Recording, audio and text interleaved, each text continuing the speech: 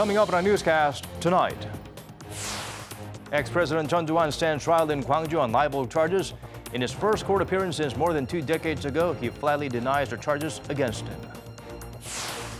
Amid reports that North Korea could be preparing a missile test, Seoul and Washington's militaries are closely monitoring all activities at the regime's missile-related facilities. The Korea Development Institute says the local economy is continuing to slow down. In its March report, weak exports and investment are listed as key contributing factors to the downward trend, with outbound shipments decreasing on-year since December. News Center begins now.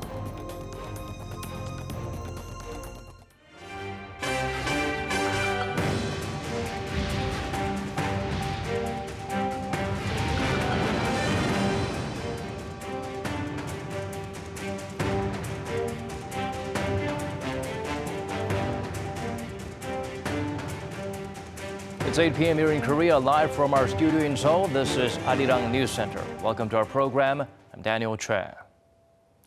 Former South Korean President Chun Doo-hwan headed back home after attending a trial in libel case. He has flatly denied the charges against him. Choi Si-young has our top story. On Monday, former President Chun Doo-hwan attended a libel hearing at the Gwangju District Court. He is accused of writing false accounts about the May 18th pro-democracy movement in Gwangju in a memoir published in 2017. In doing so, he called the late activist and priest Jo Bi-oh, who said he saw the chopper attacks, a shameless liar. Hence the charge of libeling the dead, which at the hearing, Chun is said to have denied. Chun came to the court 2 hours early and made no official statements to a pool of reporters.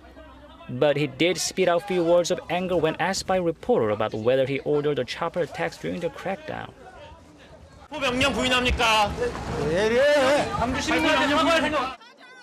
A number of protesters were outside the court the whole time during the hearing.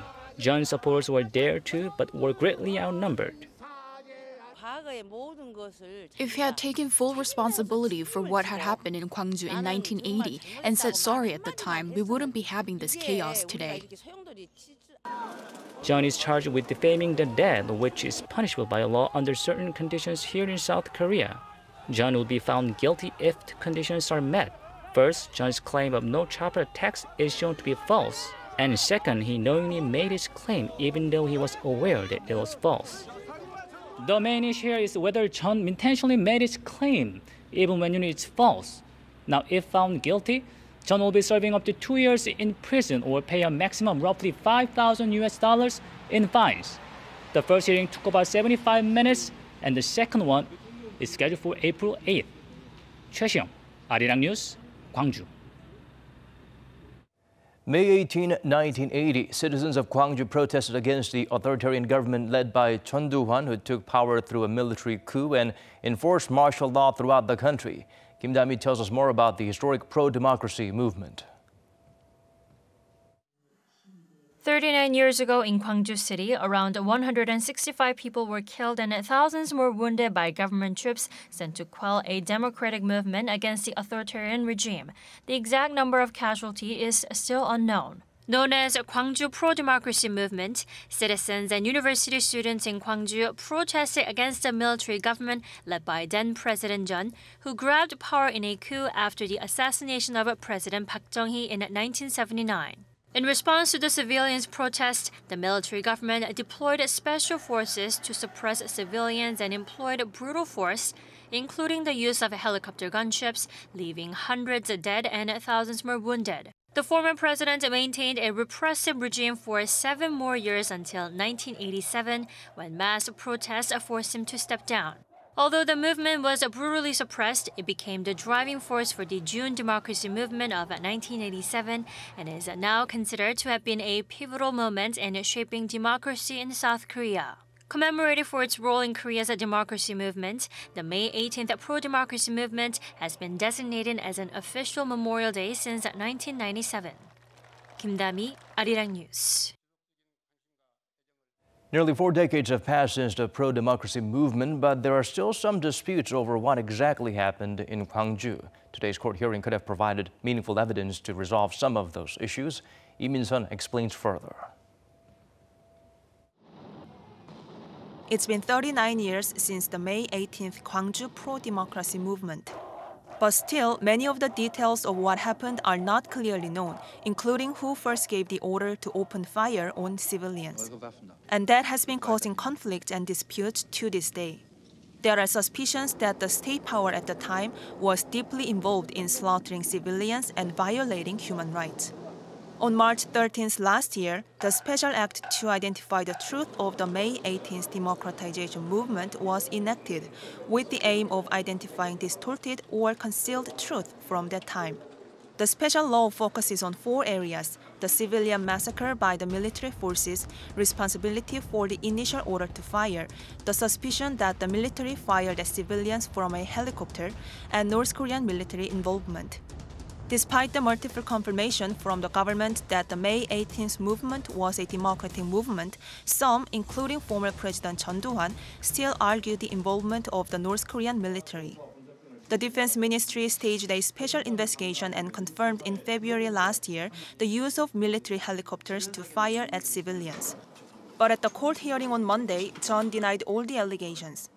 If he says anything different, probably he would be overturning his position of several decades. If the trial continues, his defense attorneys might convince him that in order to get a lenient the ruling, I would think that any kind of statement that comes from his mouth about that incident probably would be very prevaricated or very vague as to whether he would concede that he was the one who made the order or he was aware of it.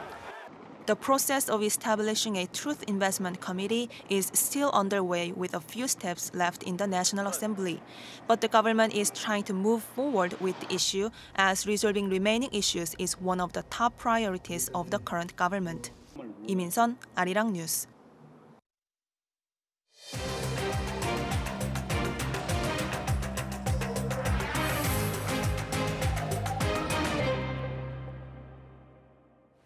The second North Korea-U.S. summit did not produce any fruitful results. Since then, there have been reports and analysis that raise concerns about the regime's activities at launching facilities. Seoul's Defense Ministry is keeping close tabs on the issue. Kan Young-woo reports. Amid reports that North Korea could be preparing for a rocket launch, South Korea's Joint Chiefs of Staff says the nation's military is closely watching all activities at the regime's missile-related facilities. We are analyzing North Korea's activities with a range of prospects in mind, including possible preparations for a missile launch. We are meticulously tracking and monitoring the regime's every move. The spokesman added that the intelligence services of both Seoul and Washington are in close consultations regarding activities at Pyongyang's missile-related sites. The comments came amid various reports and analysis indicating movement at Pyongyang's nuclear and missile-related facilities based on U.S. intelligence officials and assessments of satellite pictures. According to the New York Times on Saturday, citing American intelligence estimates, the regime has produced enough uranium and plutonium to fuel 6 new nuclear warheads since the Singapore summit last June. U.S. National Public Radio NPR also reported on Friday that satellite images of Sanumdong Missile Research Center, taken less than a week before the Hanoi summit in February, show vehicles parked near the site and cranes being erected, suggesting North Korea could be getting ready to launch a missile or a satellite in the near future. Kan Young-woo, Arirang News. The National Security Council is closely communicating with its corresponding body in the U.S. regarding North Korean issues, especially on the apparent construction taking place at the Dongchangri missile launch site. The top office texted a statement to the local press corps on Monday when asked about a possible phone conversation between President Moon's top security advisor Jung Yoo-yong and his American counterpart John Bolton. The call comes after Bolton said on Sunday that he planned to discuss reports of such activity in the regime with Chung in the near future. The apparent missile activity in the north raises the prospect of more missile launches, something President Trump says, according to his national security advisor John Bolton, would find disappointing. Lee Seung-jae has the full story. Speaking to ABC's This Week regarding reports North Korea is continuing work on its missile testing site, U.S. National Security Advisor John Bolton said there's a lot of activity all the time in North Korea, and that nothing in the proliferation game surprises him anymore. Bolton added that President Trump would be, quote, pretty disappointed if North Korean leader Kim Jong-un broke his promise and went ahead with missile launches. Well, as the president said, he'd be pretty disappointed if Kim Jong-un went ahead and did something like that. The president said repeatedly that he feels the absence of nuclear tests, the absence of ballistic missile launches is a positive sign. And he's used that really as part of his effort to persuade Kim Jong-un that he has to go for what the president called the big deal, complete denuclearization. Last Friday, President Trump told reporters that his relationship with the North Korean leader was still a very good one, and added he would be surprised in a negative way if he did anything that was not per their understanding. However, Bolton struck a more cautious tone, saying one mistake previous U.S. administrations made was assuming North Korea would comply when they undertake obligations. Lee Seung-jae, Arirang News. Moving on to other stories now, President Moon Jae-in and the Sultan of Brunei agreed to take their partnership to another level. From construction to patents, their promise of bilateral cooperation is seen as a move that will support Korea's new southern policy. Shin Se-min has the highlights from the summit. Different methods, but a similar purpose. President Moon Jae-in and the Sultan of Brunei, Hassan al-Bolkiah, have promised to step up substantive bilateral cooperation and achieve synergy in the pursuit of their countries' respective policies, Korea's new southern policy and Brunei's Vision 2035. Acknowledging that both policies focus on improving people's lives, the leaders Moon and Bolkiah agreed to come up with measures that are reciprocal and complementary. 나는 사람 중심의 평화와 번영의 공동체를 만들고자 하는 우리의 신남방 정책과 브루나이의 비전 2035 전략이 조화롭게 추진되어 기계의 신기술, 신산업 분야까지 협력을 넓히고 공동 번영을 함께 이뤄나가길 기대합니다. Korea's new southern policy aims to diversify its diplomacy, adding to its traditional trade partners, the U.S. and China. And Brunei's Vision 2035 hopes to drive up foreign investment and contribute towards the country's long-term economic growth and social development. On economic cooperation, the leaders decided to do more in the infrastructure and energy sectors. That includes building a value chain in liquefied natural gas, spanning from gas mine development to shipping and sales. And the leaders also agreed to promote bilateral cooperation in areas of intellectual property, science and technology, and to expand their joint search for new growth engines. On a more social level, the leaders have agreed to add more direct flights to boost people-to-people exchanges. And the leader of Brunei says the timing could not be better. Not only are we marking 35 years of diplomatic ties, in terms of Korea-ASEAN relations, Brunei is the coordinator between the two parties. With Brunei to help with the hosting of a special South Korea-ASEAN summit in Seoul this year, something that'll help establish future relations between the two sides, the leaders agreed to consult closely going forward. Speaking on the president's push for peace on the Korean peninsula, the South Korean leader did stress the importance of all 10 ASEAN member nations helping North Korea give up its nuclear ambitions through their diplomatic ties. And the Sultan of Brunei, a window for dialogue between Korea and ASEAN, did express his full support in establishing peace on the Korean peninsula. Shin Se-min, Arirang News, Bandaraseri Begawan. President Moon also visited the site where Korean construction company Daerim is helping to build the Tumburong Bridge, one of Brunei's biggest infrastructure projects to date. He expressed his gratitude to the Korean workers there, saying that the project will not only help improve the lifestyle of the locals, but also symbolize the strong ties between the two countries. The 30-kilometer-long bridge will help land commuters by connecting two parts of Brunei, separated by a strip of land belonging to Malaysia. It's expected to be completed later this year.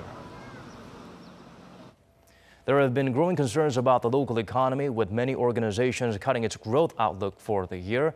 The Korea Development Institute pointed out sluggish exports and investment as key contributing factors. Ko Ryuni breaks down the digits for us. For the fifth consecutive month, the Korea Development Institute says the Korean economy is slowing down. In its economic trends report for March, the state-run think tank says this is mainly due to weak exports and investment. Exports have been falling on year since December last year, and the rate of the decrease was more than 11% in February. Recent figures for March aren't looking great either. Separate data by the Korea Customs Service shows that exports during the first 10 days of the month decreased by almost 20%. The main reason for the downward trend is the drop in semiconductor exports, which are a big part of the nation's overall outbound shipments. As of last year, semiconductors accounted for around 20% of South Korea's total exports on average. Experts say the semiconductor market is suffering many problems, such as oversupply, lower than expected demand from data centers, and falling prices. Many IT companies have been delaying investment as part of a wait-and-see approach for semiconductor prices to go down even further. However, an economic expert says the situation will get better starting from the second half of this year. New industries related to the fourth industrial revolution, such as AI, big data, and autonomous vehicles, are continuously developing. Therefore, semiconductor demand from this field will increase. The problem of prices and demand will improve in the second half of the year. Other than exports, the KDI said that investment is also slowing down. In January, facilities investment dropped by more than 16% on year. On the other hand, there were some positive numbers in production and consumption. For the month of January, overall industrial production increased by 0.6% on year, and retail sales rose by 4%. Ko Ryuni, Arirang News.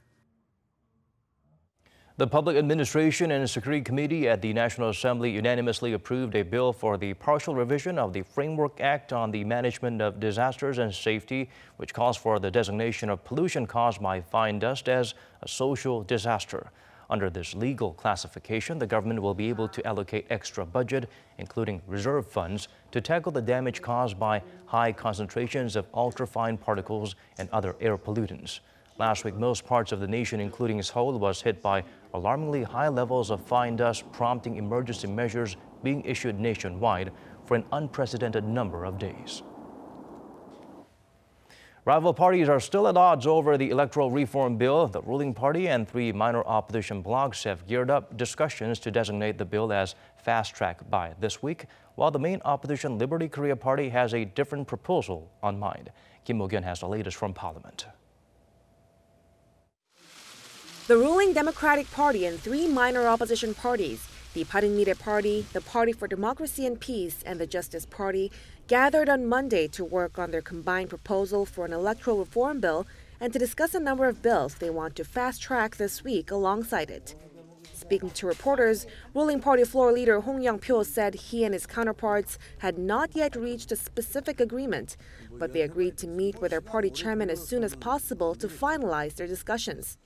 Earlier Monday morning, the floor leaders of three minor opposition parties agreed to designate the election reform bill as fast-track before March 15 so that it will apply to next year's general elections.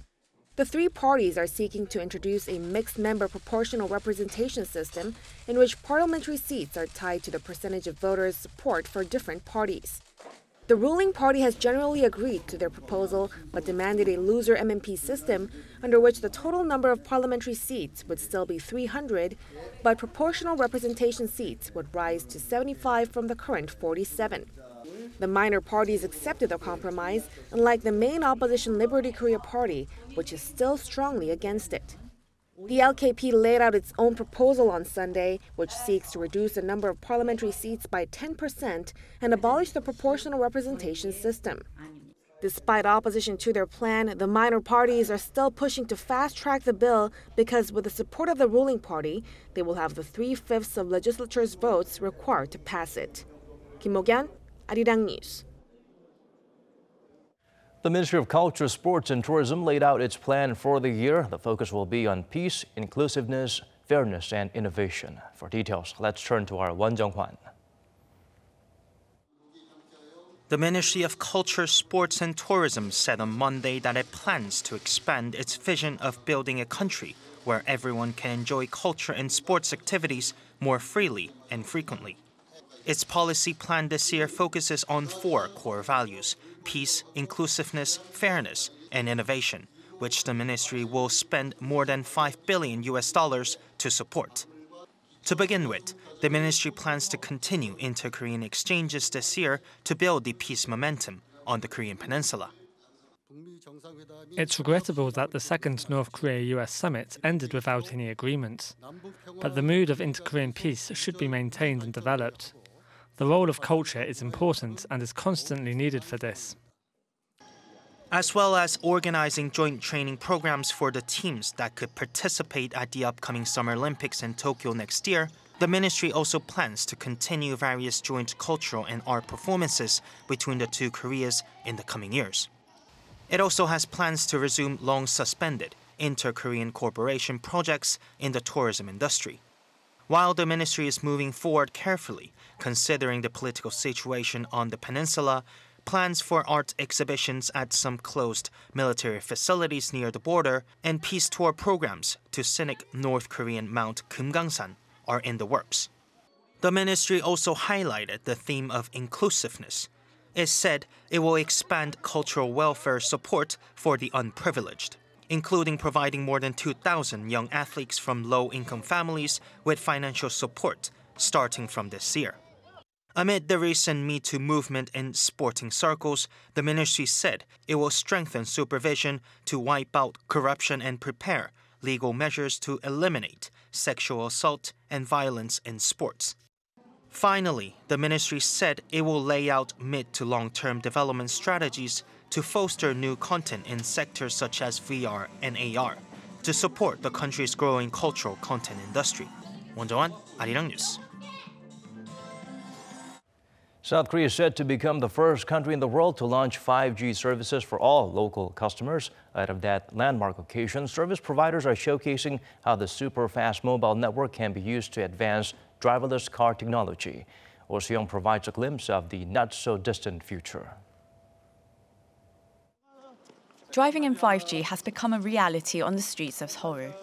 On Monday, A1, a driverless car developed by Hanyang University, successfully drove 8 kilometers in eastern Seoul using the next-generation 5G mobile network. It's the first time in the world that a self-driving vehicle has used 5G to drive on public roads among human drivers. Powered by mobile carrier LGU+, the vehicle was able to switch lanes, swerve around obstacles, and stream live footage of its journey without bugs or delays. Current LTE systems make it difficult to pinpoint the exact location of the car due to delays of around 600 milliseconds. 5G can reduce this margin of error within 30 milliseconds. This revolutionary speed is expected to contribute greatly to the development of driverless vehicles. LGU Plus and Hanyang University's ACE Lab also plan to add 5G-based entertainment, including VR and AR content, to create a multidimensional travel experience. Using 5G's high-speed connectivity and the ultra-low latency, other network carriers are also showcasing the technology. KT Corporation earlier this year test drove a 10-seater 5G-equipped bus in the heart of the Korean capital. Each of the bus's seats comes with a VR headset, so passengers can find themselves among the cheering crowd at a baseball stadium, a K-pop concert, or at an amusement park with a virtual date. Once driverless cars start hitting the road, passengers will have more time on their hands.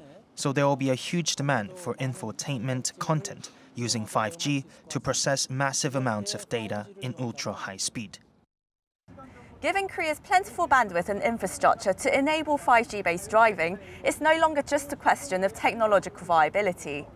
As driverless cars get closer to commercialization by the day, service providers are now racing to provide optimized media services to win over customers. Oh Soo-young, Arirang News.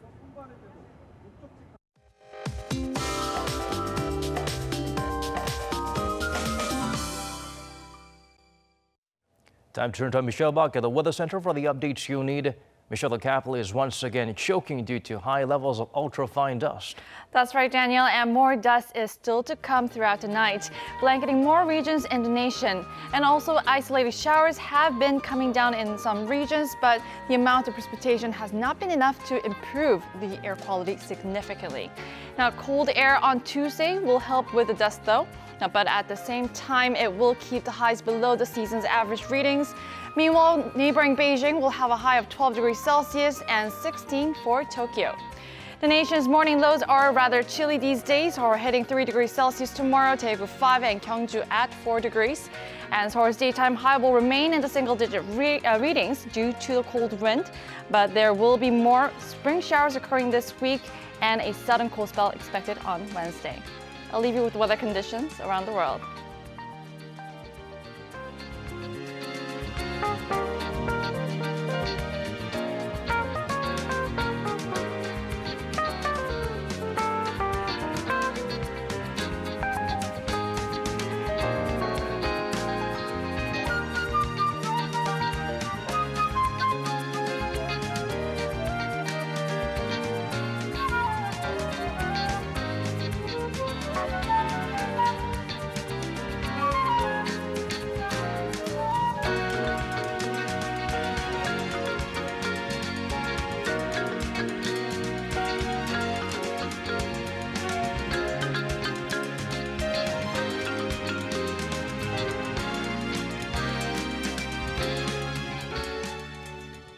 That's all we have for you in tonight's edition of Arirang News Center. As always, thank you for watching.